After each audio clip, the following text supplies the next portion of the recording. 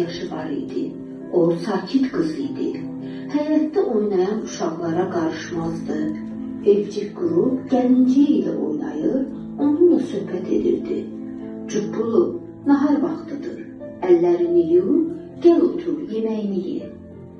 Sonra səsini biraz nazildi, Cubbulunun da əvəzinə danışırdı. Mən hələ acmamışam. Bax ha, vaxtında yeməsən, Cubbulu qalarsan. Bütün günü onların yanında bir ağ göyərçində olurdu. Süreyya onu bəyaz çağırırdı. O eyvana qonur, saatlarla Süreyya ilə Cubbuluya tamaşa edir, qızcığaz da ona su dən verirdi. Süreyya gil Ağdamda yaşayırdı. Son günlər düşmən buranı tez-tez ateşe tuturdu. Hər dəfə atılan güllə səsindən Süreyya bərk qorxur, tez tələsik evciyini yığışdırıb anası ilə zirzəmiyə düşürdü. Aylı bir yay gecəsi idi. Evdə hamı yatmışdı. Birdən gürültü səsi hamını oyatdı. Otağın pəncərəsi çilik-çilik oldu. Süreyya yerindən dik atılıb anasına tərəf qaçdı. Birlikdə həyətə çıxdılar. Elə bu vaxt qonşuları maşını saxlayıb onları səslədi.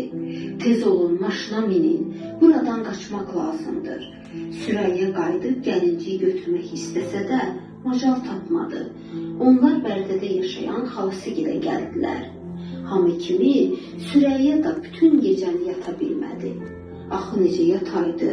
O bəyaz ilə Cubbulunu düşmənlərin əlində qoyub gəlmişdi. Elə hey Cubbulu deyib gözünün yaşını axıdır, xalasının verdiyi gəlinciyə yaxın durmurdu. Süreyyagilin evi tamamilə dağılmışdı. Təkcə eyvan qalmışdı. Cubbulu daşların arasında toz torpaq içində idi.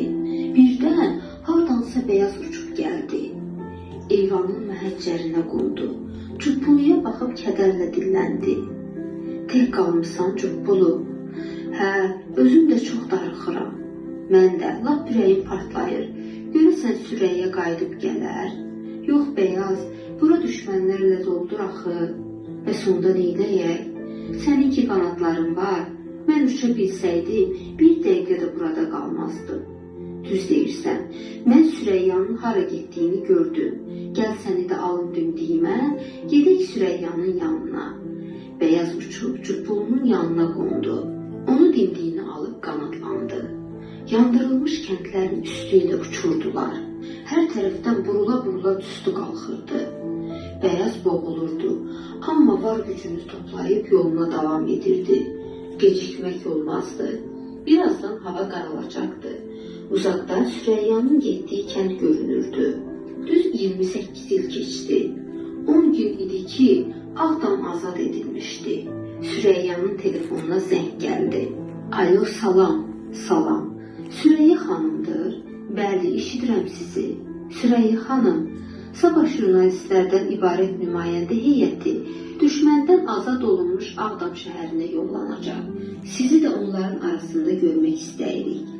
Alo, alo, Süreyya xanım. Süreyya ağlayırdı. Azadlığa qovuşmuş yurduna səfər edəcəkdi.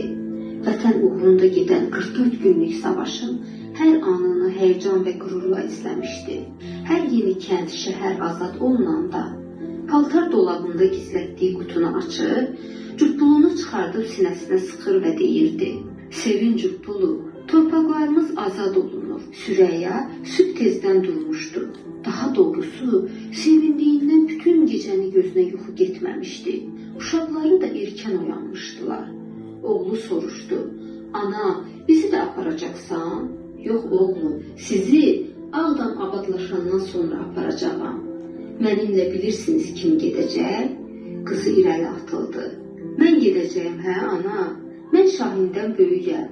Yox İradə, siz evdə qalacaqsınız. Süreyya dolaba yaxınlaşdı. Cubbulunu çıxartdı və dedi. Mənimlə Cubbulu gedəcək. Ağdamdan birlikdə çıxmışıq. Birlikdə də dönəcəyik. Səhər tezdən avtobus Bakıdan Ağdama doğru yola düşdü. Bir neçə saatdan sonra jurnalistlər Ağdama çatdılar.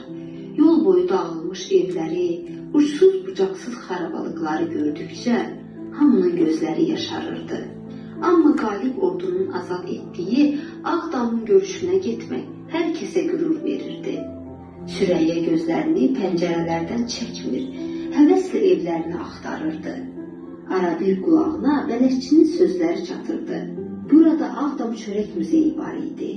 Qabaqda Ağdamın məşhur çayı ucalırdı. Bu yerə Ağdamlılar imarət deyərdilər. Burada xan qızı Natəvan yaşayıb. Süreyya xan qızının adını eşitcək evlərinin yerini xatırladı. Evləri imarətin yaxınlığında yerləşirdi. Həyəcanlı səslə qışqırdı. Evimiz, baxın, bizim evimiz, saxlayın, xahiş edirəm. Avtobus dayandı. Süreyya avtobusdan düşüb həyətlərinə qaçdı.